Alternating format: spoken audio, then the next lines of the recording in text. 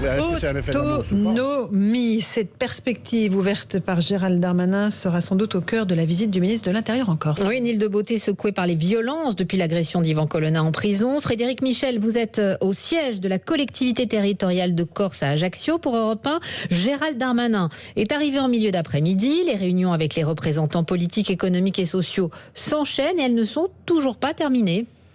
Effectivement, des entretiens qui ont débuté avec 3 quarts d'heure de retard ici au siège de la collectivité corse. Gérald Darmanin, qui est arrivé dans un véhicule aux vitres fumées, a d'abord rencontré en tête-à-tête Gilles Simeoni, le président de l'exécutif corse, avant de s'entretenir avec tous les présidents de groupe. Le ministre a qualifié d'inacceptable l'agression d'Yvan Colonna et promis de faire toute la lumière sur cette affaire.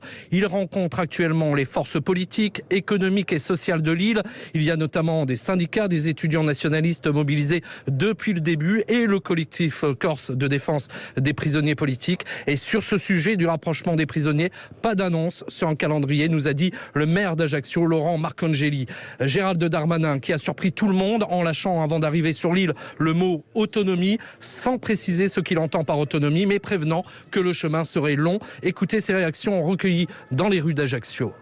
Mais est-ce que c'est un effet d'annonce ou pas ? On ne sait pas, quoi. Après, il faut voir l'application aussi. Ça répond à un besoin. Après, l'autonomie, ça ne veut pas dire grand-chose. À quel stade vous voyez les choses avancer ? Sur quel plan ? C'est très très vague. Moi, je suis plutôt contre. On ne s'en sortirait pas. Ce sera dur pour nous, je pense. Donc, ni l'autonomie, ni l'indépendance. Actuellement, la rencontre n'est pas terminée. Sous les fenêtres de la collectivité corse, des nationalistes ont entonné dans le calme des chants d'indépendance. Et c'est dans ce contexte que ce matin, le FLNC a publié un communiqué où il menace de reprendre les armes.